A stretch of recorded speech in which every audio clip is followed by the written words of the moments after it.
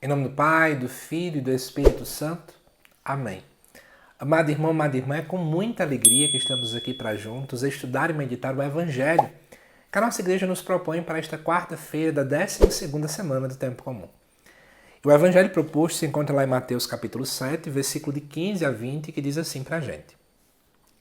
Naquele tempo disse Jesus aos seus discípulos: Cuidado com os falsos profetas. Eles vêm até vós vestidos com peles de ovelha, mas por dentro são lobos ferozes. Vós os conheceis pelos seus frutos. Por acaso se colhem uvas de espinheiros ou figos de urtigas? Assim toda árvore boa produz frutos bons, e toda árvore má produz frutos maus.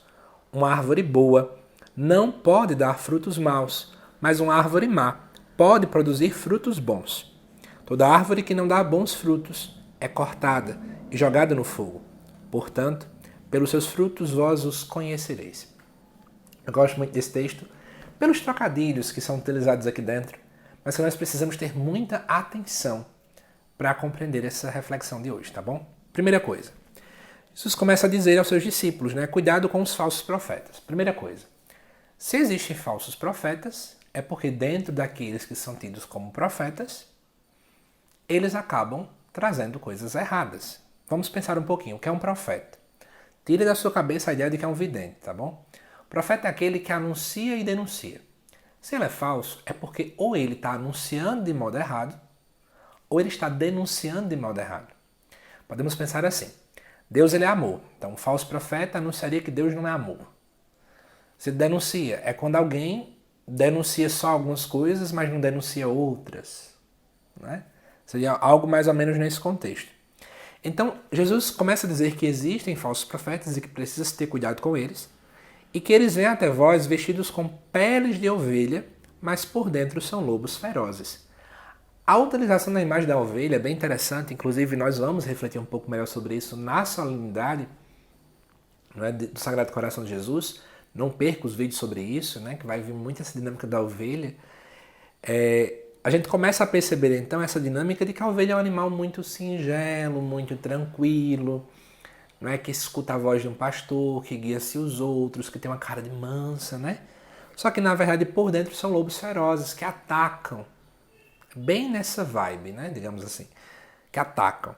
E aí vai dizer, vós os conhecereis pelos seus frutos. Porque, veja, se eu só consigo ver o exterior, e o exterior parece de ovelha, algo manso, algo tranquilo, a gente começa a se perguntar como é que eu vou reconhecer se aquilo é ovelha ou não é. E Jesus usa a expressão pelos frutos. Só que ele vai dizer uma coisa a mais, preste bem atenção. Por acaso se colhem uvas de espinheiros ou figos de urtigas, então ele está brincando, Se eu planto uma coisa, eu vou colher aquilo que eu estou plantando, tudo bem. Só que ele vai dizer, toda árvore boa produz bons frutos, toda árvore má produz frutos maus. Porém, pode acontecer de que uma árvore má ainda chegue a produzir coisa boa. Por isso, gente, que aí eu vou usar aquela expressão que a gente usa no popular. Não julgo o livro pela capa. Porque pensa comigo. Eu olho alguém que a priori produz frutos bons e digo, fulano é uma árvore boa, fulano é alguém cheio de Deus. Mas produziu um fruto bom. Uma árvore má pode produzir frutos bons. O problema é que não só produz frutos bons, tem frutos maus ali por dentro. Já uma árvore boa apenas produz frutos bons. É mais ou menos essa ideia que Jesus está querendo dizer para a gente. E aí ele vai dizer que aquela que não dá bons frutos é cortada e jogada no fogo. Então, entenda muito bem essa dinâmica. A gente precisa aprender a ter um discernimento maior diante das situações.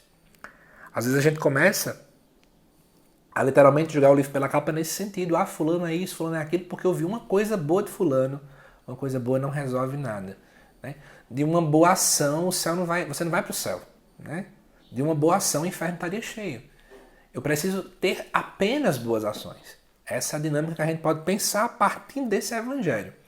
Agora eu queria aproveitar, e aqui para poder até endossar a nossa reflexão, eu queria agora trazer aqui para a nossa presença a ideia de Santa Teresa de Ávila. Eu estava lendo um artigo científico que trabalhava com a dinâmica da espiritualidade, da mística, E aí, muita gente usa a expressão mística como coisas extraordinárias. Alguém místico, parece que alguém que vê o futuro. Alguém místico, alguém que... Enfim. Mas a palavra mística tem a ligação com mistério, e mistério sempre tem uma conotação de coisas divinas.